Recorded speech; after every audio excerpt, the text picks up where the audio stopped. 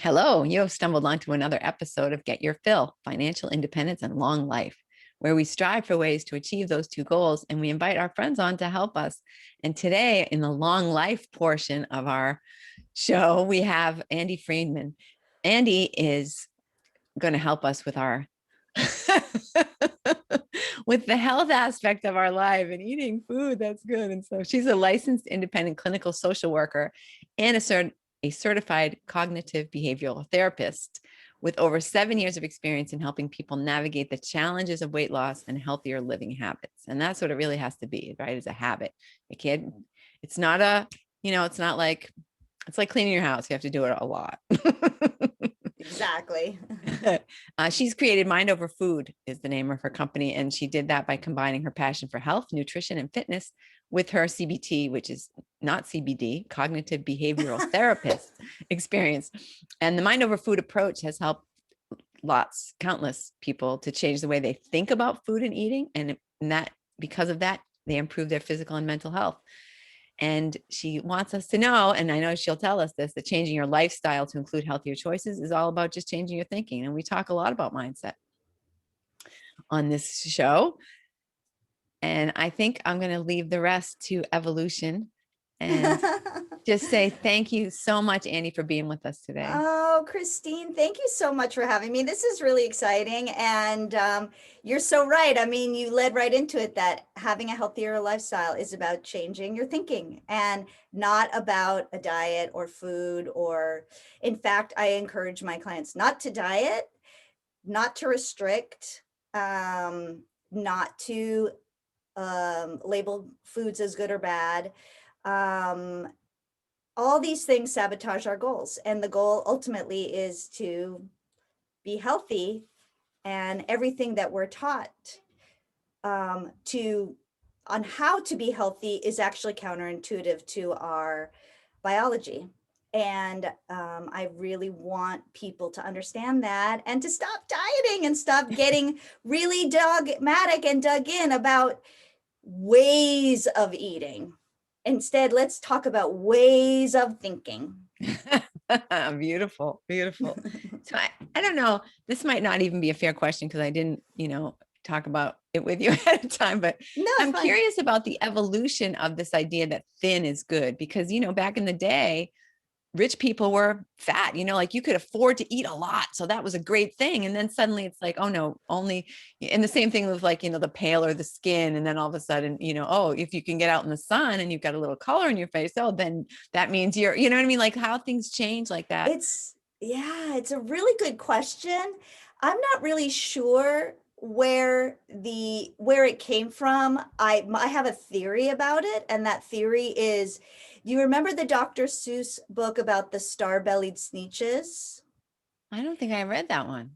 I thought I'd read them all. Really, it's a really good one. It's really about, I would say it's really about racism and, among other things, but, and also driving yourself crazy with trying to be other or the best or the better group, if you will.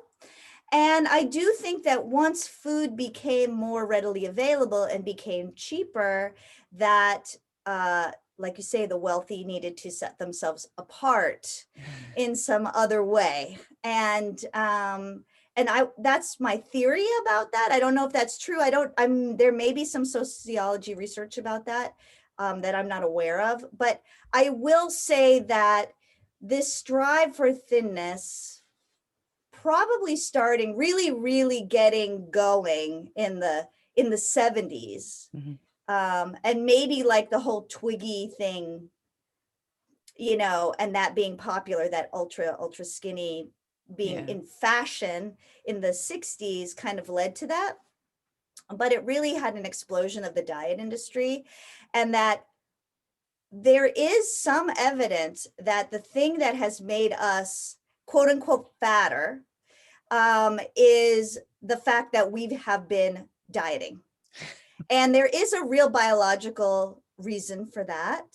And it has to do with the way that our body responds to famine. the way that it evolved in a feast and famine environment, and that in order to survive in a famine environment, our body adapts. And it's a really beautiful thing. And so the minute you get into that feast and famine, which is what yo-yo dieting is unintentionally, the more your body wants to hold on to those subcutaneous lipids, which is what it is, so that we could survive. Yeah, we don't know when we're going to eat again, so we better save up every calorie that comes in the door, right? Exactly. And when you think about dieting, if you've ever been on a diet, I don't know if you ever have. Good for you. Good for you. I never have either, which is really lucky. But for people, a lot of people have, and a lot of people have been dieting since they were in middle school. I know that's sad. That Christina made the sad face, and it is so sad. It's so sad. It's really heartbreaking when you think about it. But honestly, it has really set us up biologically to gain more and more and more weight and shift our metabolism to a shift our metabolism lower and shift our weight to a heavier set point. So let's get off that cycle. And I know a lot of people actually talk about this, but then they offer other methods, if you will, or other kinds of things to follow that then get us into even more trouble. So beware the non-diet diet, I would say. Yeah, it's interesting. Yeah, so, talking about what mind over food is, because I just told you everything that it's not. I'm a cognitive behavioral therapist. I'm trained as a cognitive behavioral therapist. I'm not doing it anymore because I got involved with mind over food, but I used to be a cognitive therapist and deal with mental health issues, like especially things like depression and anxiety. And you could think of depression and anxiety as different kinds of disordered thinking. So for, depression, maybe having disordered thoughts or exaggerated thoughts about not being loved or lovable, or feeling hopeless, that are not in line with reality. And you could think of eating in that same way. Yeah. So think about the ways that we talk to ourselves around making food decisions. I'm going to use you as an example. So can you think of the last time that you made an eating decision that you weren't really happy about? Well, it's interesting because I think, oh, my little light just went out. You lost your light. we do. And I count myself in this, that I have ideas of like that there's good and bad food, right? So I had some good things for breakfast and stuff, but I noticed, and we don't have to go too far down this road, but I realized that when I have candy, which is minty, that no other kind of food, but when I have candy that is minty, that I feel like I want to keep eating it.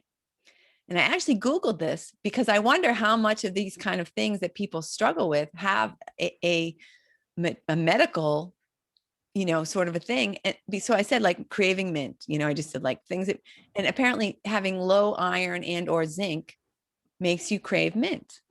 And I said, oh my gosh.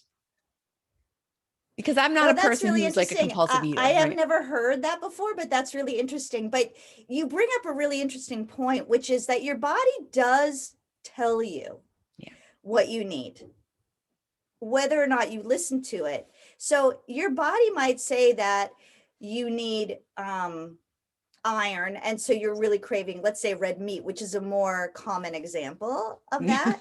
But you're vegan, or you were told red meat is bad for you. And then that sets up a deprivation cycle, right? And then you start having this self-talk. Oh, but I really want it. I'm craving it. I need it. I want it.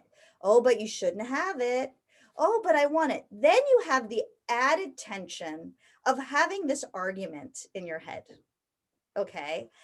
That is the recipe for disaster, because that tension, how do we soothe tension generally when we're having tension around food? Is eating. That's how we soothe it, even though it doesn't really work. But it's really important to listen to those signals. So I'm not really sure mint candy is the best way to handle an iron deficiency, but your body's telling you something. No, but there's nothing wrong with it. Let's get right down to it. There's nothing wrong with mint candy. There's nothing wrong with it. And this is the thing that I want to hammer home right now. There's no such thing as good food and bad food. And you're going to be like, but, your listeners are going to be like, but isn't this bad food? But isn't that good food? No, it's not. Now, something that's highly, highly processed, that has a lot of chemicals in it, I'm going to say that probably has negative consequences for your health. And I always like to use the example of Cheetos, because I really like Cheetos, but because they're good, Cheetos are good. But, Cheetos are like the ultimate chemical food, because it leaves the Oily trace, residue. that residue, that orange, and you can't wash it off. It stains your fingers, and kind of like a real signal that it's not natural. But everything else really is okay. I really would like to see people eat more in balance, in a way that nourishes their body. Yeah. Now, it's not just like I say that and boom, you're going to do it. Why? Because you've been socialized to eat a certain way, and you have been socialized to feel a certain way about your body. And that's, as women, that's very negative. Yeah. Okay. So there's a lot of what we call cognitive restructuring that needs to happen in order for you to get to the place where, excuse me, let's edit that out. It's really important to get to the place where we have acceptance of our body, and we just want it to be the best body for us, and nourish it and take care of it, and think about when you do eat that thing that you feel is nourishing, and how good you feel afterwards, and how you don't really feel like you need anything else really. Yeah. But I'm not talking about eating, a bunch of salads, So one thing that I do recommend, just as a rule of thumb, is how to eat in a balanced way. Mm-hmm. And so half of our diet really should be fruits and vegetables. And I don't care if you don't like vegetables, but you love fruit, then eat all fruit. I don't care. But it should be something in its sort of natural state. Yeah. Right? And then a quarter of your diet should be grains. And if they're whole grains, great. If they're not, that's okay too. And another quarter should be protein, with the caveat that you need to add more protein the more active you are, right? So I'm a swimmer. Look, you wouldn't know by looking at me that I'm a swimmer, that I swim regularly. I used to before the pandemic, compete. I'm kind of slow, but I used to compete in swim meets, and I swim open water swim races, and I love all things swimming. Yeah, That's I great. love it. And swimming makes you really hungry too. So I eat a lot of food. But I need a lot of extra protein, because swimming is very taxing on the body. It's an all over thing. That's the point of that. So I've come up with this thing called the Healthy Plate, which is kind of a riff on the healthyplate.gov, the CDC guidelines, My Healthy Plate. And it's just, think of your plate, balance what's on your plate. So put mostly fruits and vegetables on your plate, at least half, a quarter of it grain. That could be pasta. Guess what, people? You can eat pasta. It's okay. Eat pasta, for crying out loud. Now, if you have celiac disease, do not do that. Okay. But that's another story. If you're allergic or you have a medical condition that says you can't eat a certain food, then obviously don't eat that. But I'm talking about everybody else. So, okay. So, a quarter of your plate should be grains. That could be pasta, corn, rice, quinoa, spelt, whatever.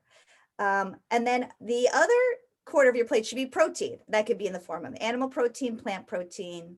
So I actually have my clients like put their favorite foods into these categories so they know it's kind of ready to go, you know. Yeah. So like, what are some of your favorite protein sources, Christine? Because I'm lazy and don't cook a lot, I like nuts. Perfect. I love nuts. That's perfect. I love it. That's perfect. And I mix them in everything. So like for lunch, actually, I went and bought, there's a store I love. They had berries on sale. I got strawberries, blueberries, and blackberries. And so I'm like Perfect. loading up on all of those. Love So I it. have it all ready to go, chopped up with a pear and a banana. And I'm going to mix it in with my yogurt. This morning I had that mixed into oatmeal, and this afternoon I'm going to have that mixed into yogurt because, as I said, I'm lazy. I cut up the fruit once. I'm going to eat it You know all what? day. I love that. So it's all perfect. I mean, the yogurt has protein too. Oh, good. Right? And you've got the fruit, the fresh fruit, and you have the nuts. This is great. This is great. And then you could even add a couple of whole grain crackers, or you don't have to be afraid of carbs. I mean, that's the big one that everybody says, oh, you can't eat bread, and you can't eat. If you want a piece of bread, eat some bread, people, for crying out loud.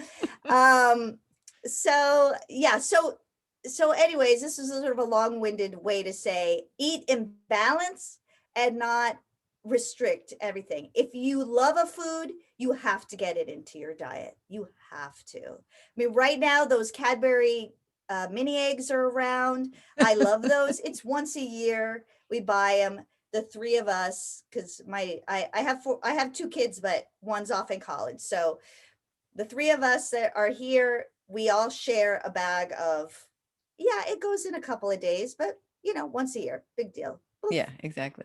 It's not. And that's the other thing. If you overeat something or you feel guilty about it afterwards, don't. Just let it go. It's not a big deal. It's not. It's not. Well, so I know, like, on their own, can people get themselves to a place where they stop thinking about, like, oh, this is bad. I ate bad. I did a bad thing. I'm a bad person. I have no self-control. Like this whole like spiraling. Yeah, it is a spiral. Yes, 100%. So, I mean, obviously, it's You can better call if Andi. you have a coach along with you, but no, just kidding. But so the idea is to become aware of your thoughts. That's the first step, right? What are you telling yourself? What are you telling yourself before that led you to eat that particular food? And what are you telling yourself after? Okay. So let's say somebody let's just do this experiment together, Christine. Okay. What if you did something nice for somebody and they bring you, what is your favorite like treat? What's your favorite, like cookies or Yeah, I love brownies chocolate or chip something? cookies. That's Chocolate a chip good one. cookies. Yeah, I let's have couldn't chocolate chip agree cookies. more, by the way. Okay. Those are Chocolate chip grains, right? are awesome. Yeah, it's great. But exactly. Now she's getting it. Now she's getting it. Okay. So somebody brings you like Homemade 3 dozen chocolate chip cookies with nuts. homemade, you got it, homemade chocolate chip cookies made with love, Yes. right from the heart. So if you think, oh my God, if I don't take these and eat these, I'm going to offend that person. Is that, I mean, I don't know, what kind of thoughts would go through your mind when somebody would plop down this?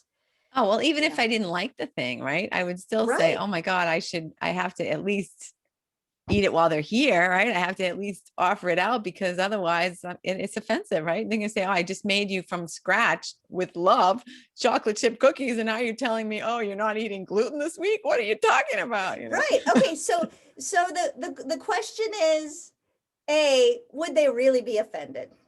So people who really love you, they might be disappointed, but they might not be offended. So that's one like reality check you need to do. They may be, though. There are people who would be. So you have to kind of weigh that, right? So a great way to do it is, how can I, like you said, they're there and you hadn't planned on eating the chocolate chip cookies, but they look good and it's very sweet. So how many do you want to have, right? How Probably many? two. Two, which is a totally reasonable number of chocolate chip cookies. It is. It really is. Two. I love two. Two is great. If it's three, that's okay too. You know what I'm saying? It's like however many you want, it's okay, right? Then the person leaves, and now you have 3 dozen chocolate chip cookies minus two. Okay. Does that may send fear into some people's hearts, right? Because you have this. So what are your options? What are your options? Okay. If you can use it as an excuse. Oh, Susie made these cookies for me, and if I don't eat Eat them all by then sundown. that's mean. Right. Yeah, by sundown. Exactly. Right. Then that's mean. And she did that. And so that could be an excuse. You really want to eat the cookies, but you're using it as an excuse. So you have to become aware of that. Maybe it's, I can't control myself with these cookies. I can't, right? Some people will even do the thing where they take the extra whatever to work with them and torture other people with them. It's the least we can do. How nice is that? You know what I want to say, nurses? I'm talking to you about the nurses station. Call me. We need to talk. Okay. Right? Okay. So here's something that people don't even take into consideration. And I'm going to give you permission right now. Throw them away. Oh my Throw them away. God, no. Oh my God. Tell me what oh my God means, Christine. Tell me. What if they come back tomorrow? I can't offer What them if a they come cookie. back tomorrow? I ate them all. That's true. It's the same outcome. Okay. They're probably not coming back tomorrow. Yeah. But no, what's because that? it Oh my feels God. wasteful. It feels wasteful. It feels wasteful, right? Yeah. It feels wasteful. Here's something I want you to put in your head, a little mantra I want to put in your head. Okay. You might have to bleep this out, but waste it in the trash or waste it on your ass. It's up to you. It's waste, honey. It's waste. Guess what? The minute they came into the house, they were waste, right? Now, there is other options, some other options that I also like. If they're really good, if they're okay, throw them away. Yeah, if they're not that good, throw them away. Think of how much food we eat that's just sort of okay.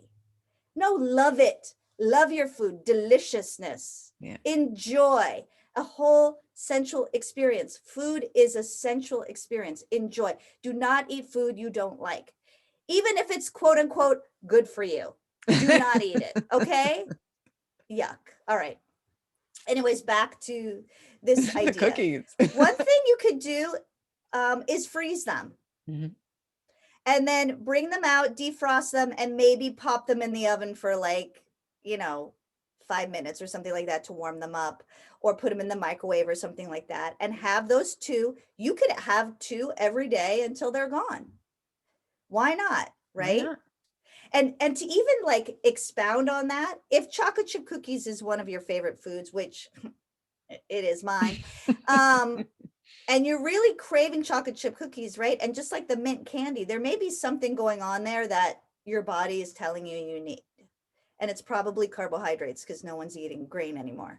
But anyways, so if you really want chocolate chip cookies, I would say make them yourself.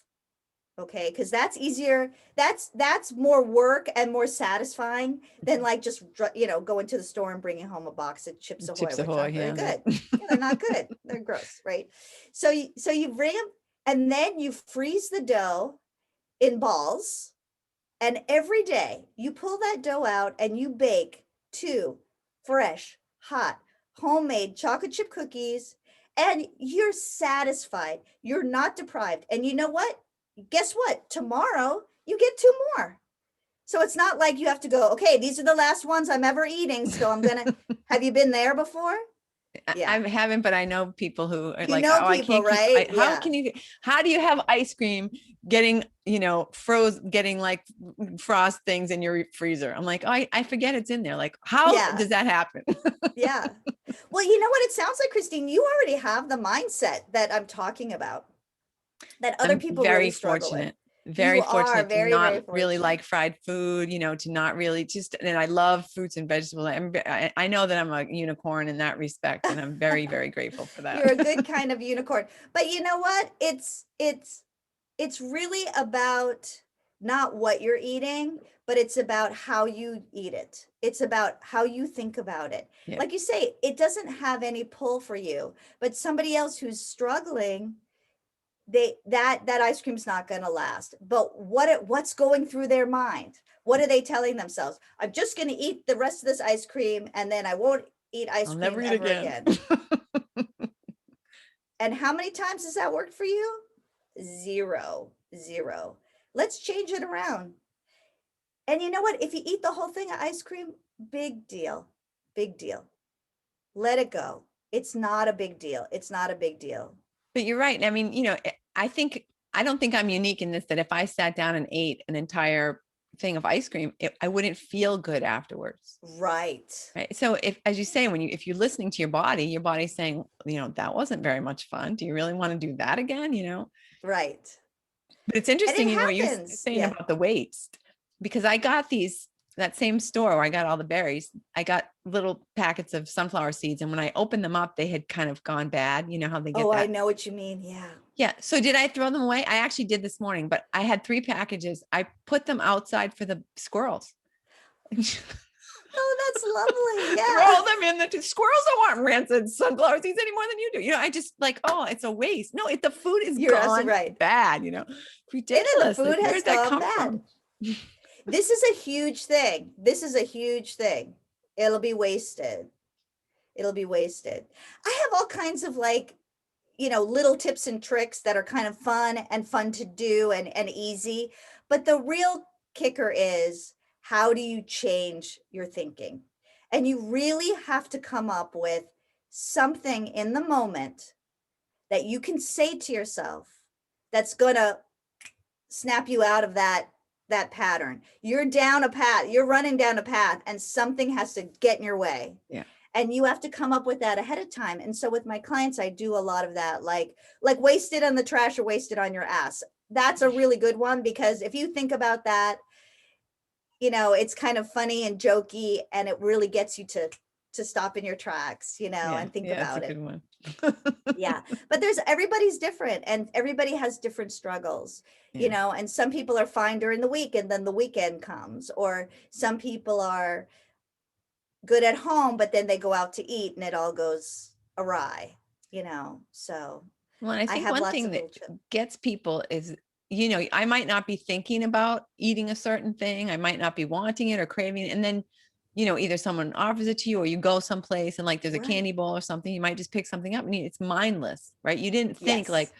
I am going right now to get a Hershey bar, but then someone puts a Hershey bar in your face. You're like, oh, okay. It's not like, how can we be more intentional about our eating in those kind of situations? Because I think eating out is probably the same thing. You're just like, oh, It is. It totally is. The sights, the sounds, the smells. You see what other people are eating, and you might get into this whole deprivation thing. I call it the deprivation principle, where you feel like it's not fair. I can't have that. Why can they have it and I can't have it? And the fact of the matter is you can have it, but there are some things that you can do to kind of preempt that, especially if you have trouble there. You can have these things where look at the menu ahead of time, for example, right? So that's number one. If you decide ahead of time what you're going to have, you're much less likely to, you know, go for the pasta, which is not, there's nothing wrong with that. But I'm just saying that's usually what people go, like they really want the pasta, but they, yeah, go for something else. go for something else. Yeah. So there's that. Also, when you're there, sizes are very big at the restaurant. And I know for me that if the food is still sitting there kind of when I've had enough, I kind of pick at it. And one thing that I've learned to do, and people are used to this now, is that I say, can I have the to-go box with the dinner? And I put half of it in the to-go box. Yeah. And I find that if I clean my plate, I really am done. And then I have a bonus because tomorrow I get this, some fancy, delicious meal. And tomorrow I get to go home and have it again. So what could be wrong with that? It's funny you say that because that's my MO. And I know part of it is motivated by laziness because I don't like to cook that much. Not that I don't like to cook, but I like it to be like sort of an annual, semi-annual event. So when I sit down, for the most part, I just cut my food right in half and then I push that aside. That's for tomorrow or for later. And then the other half is what I'm going to eat now because it's great. Like you say, because I've noticed, and I read this somewhere and it's so true, especially like with desserts and stuff, that it's really just the first bite.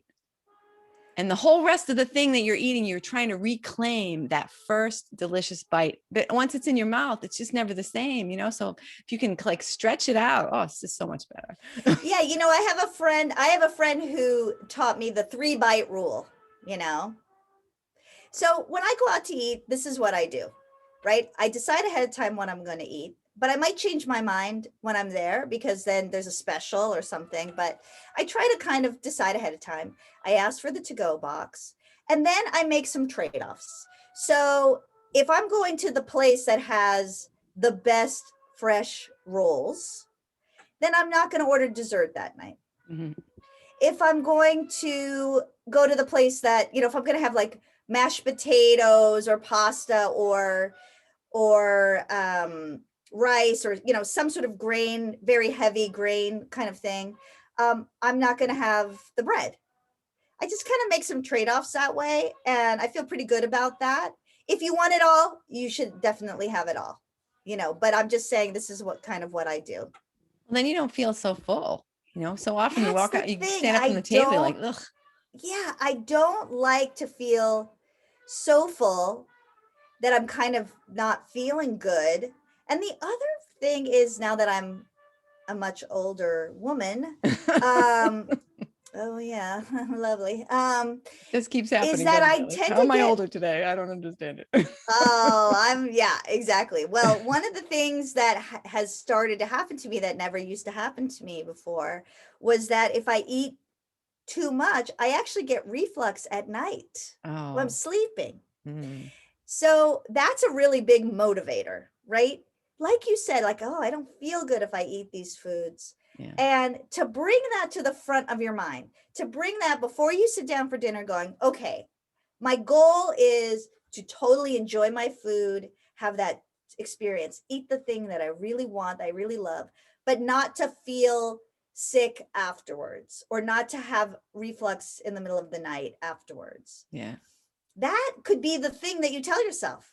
That could be the thing. We go through this whole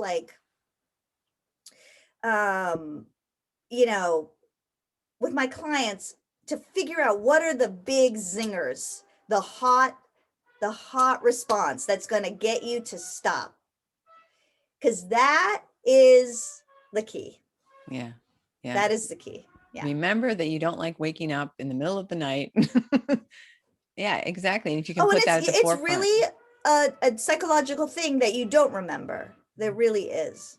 Now, there's a school of thought that I'm exploring right now with my research. I'm always trying to stay on top of everything, where they encourage you to just eat what you want. Don't worry about it. Don't think about it. Eat when you are hungry, eat when you're not hungry. Just do it. Just go for it. And that eventually your body will realize it's not in a famine situation and will normalize. So I think that's a very intriguing idea, because I can tell you right now, this could be a topic for a whole other podcast, but that biologically speaking, when you restrict, not only are you slowing your metabolism because you're not taking in enough calories, but you're actually causing an increase of stress hormones to run through your body. And this will cause all the problems of weight gain. Because guess what? Cortisol, the stress hormone, actually encourages you to put on weight. in that middle section, that belly fat that they always talk about. So I'll just leave you with that. That could be a topic of a whole other, podcast, but that any sort of restricting, even if it's, quote unquote, a healthy diet, will cause an increase in cortisol levels in your body. And why do you think that's just because is your body just saying like, I'm not getting everything I want, right? So that puts it into a stress, like kind of reaction. Yeah, I would even go further and say that our body doesn't know that we live in an environment where food is available, and it's still back in the way it evolved back into the, early human kind of situation. It always is going to react in that way. And so what your body notices is it's not getting enough calories. And also your mindset is that of restriction. I can't eat that. I have to avoid that. It's restricted. And it says, you better put on, because there's food there, you better eat it because there's a famine going on. Right. There's food there, you better eat it because there's a famine going on. So it's always telling you to eat. Always, always, always. Your hunger hormones are always going up and up and up and up. And think about that. You are fighting hundreds of thousands, if not millions of years of biology when you try to restrict. Bad idea. Bad idea. Bad idea. And the evidence is that we have a weight range, and that our body, no matter how much food you eat, will keep you in that weight range unless you start restricting and messing with the system. And of course, life stages do shift that weight range. Don't I know it, honey? Oh boy. Yep. But yeah, so that's, yeah. Oh, it's, yeah. Anyways, but you have to be okay with that. You can't fight that. It's a losing battle that you will lose, and you will be heavier and unhappier. Happy. Yeah. That's what I tell my friends who have that, struggle. Like, make friends with your food. It's not there to hurt you. I couldn't have said it better myself. It's not here to hurt you. Bread is not evil. Bacon is not evil. I mean, if you want to not eat meat or animal products because you have a philosophical issue with the way animals are treated, the way they're raised, then I say that is awesome. And I commend you for it. Because that is really, expressing your convictions, and living up to your convictions. If you're trying to maintain a vegan diet because you think it's healthy, you are in big, big trouble. You're in trouble. I mean, reach out to me, email me or something, because you're heading down a road of trouble.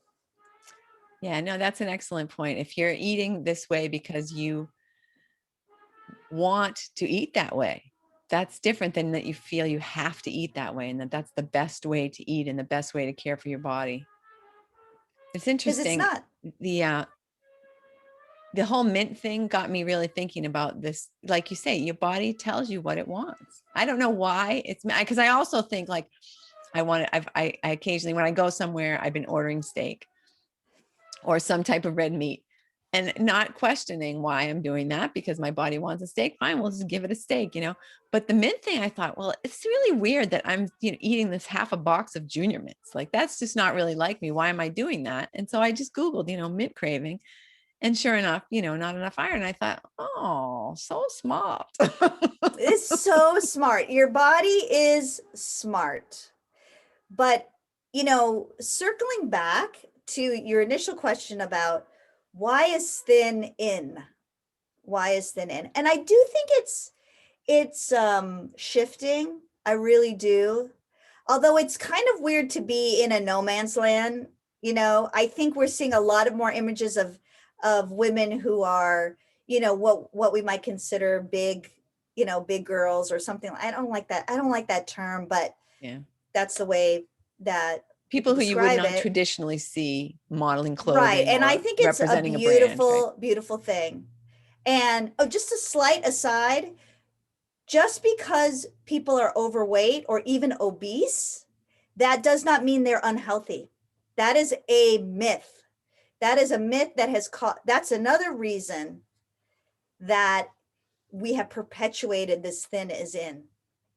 Oh, it's unhealthy. I mean, some people will say, some doctors and stuff will say, even if you're 10 pounds over what your normal, goal weight is, or whatever that even means, right?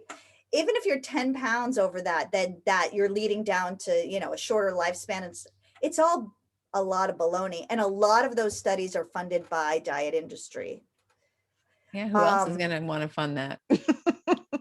Yeah, but we're sort of, I'm sort of in the middle range, or in that no man's land where I'm not thin and I'm not overweight or whatever. And I think we need to see more of those images as well too. Yeah. But the bottom line is just accept your body. Focus on the things that you really, really love about your body. Focus on things that make you feel sexy, or and that it doesn't have to do with fat and cellulite. No, it's true, right? It's like, love it, accept it, feed it, nourish it, and then magically, if you do that, magically, food will not be front and center in your mind. You'll go, oh, I'm hungry. Oh, well, I guess I should eat something. Yeah. That's it. Andi, that's beautiful, excellent advice, and very liberating. I hope other people find it that way as well. I just think, the idea that, junior mints were bad just an hour ago, and I'm glad now that I can go buy a box. Yeah, you can. I encourage you to go buy a box, that's motivation if you need, and also, like you say, now you know that, maybe your body's craving iron, and you can start buying iron-rich foods, and it doesn't even have to be junior mints. Although I don't know how much iron they have, but still, but you should satisfy that craving. Maybe mint tea, or I love like mint, like desserts, like I don't know, like a chocolate mint pudding pie or something like that, anything with mint. I like mint. Yeah. It's funny because when I was reading it, this, not to, this doesn't matter to our conversation, but this iron and zinc thing, people like eat mint chapstick, that there are non-food items that people are craving, and it's because of an iron or a zinc deficiency. It's like really interesting stuff once I started reading about it. But well, I think you should put a mint plant in your kitchen and just chew that people did used to chew the leaves. I like to do, the weather's getting nice, and I always have an herb garden, a little tiny herb garden, which is about the only thing I can keep alive because I have a brown thumb, but I do use mint a lot. And maybe it is when you're coming out of the winter time too. Yeah, it's true. True. But I think you made the point beautifully. Well, I think you made all the points beautifully, Andi. Really, it's been a pleasure talking with you today. I really enjoyed meeting you and hearing all your me too. foodie wisdom. Thank you. So Mind Over Food, and I'm going to put all the links to all your different places, but do you want to just tell people quickly how they can reach out to you if they wanted to stop eating mint chapstick? If you're eating mint chapstick, no. Well, of course, email me, Andi@mindoverfood.com. Very simple. And go to my website, mindoverfood.com. I'm on Facebook. The Facebook page is facebook.com/mindoverfoodtraining. I'm on Instagram, which is Mindoverfood. I'm on Twitter and LinkedIn. LinkedIn, it's me, Andi Freedman. It's not Mindoverfood, but it's Andi Freedman. I also want to put a plug out for the podcast that I have, because you can go to my website and check out my season 3 podcasts, because I'm just but one voice here, and I have interviewed 18 wellness experts from around the Boston area, and really cool things, like not just people like me, but like knitting people who knit for wellness, financial wellness. I mean, the whole gamut. So Cool. I just wanted to put that out there too. Fun. I'll definitely check it out. Thank you. Thank you so much, Andy. And thank you, listener, for listening. It's been great having you here. And I can't wait to talk to you again next week.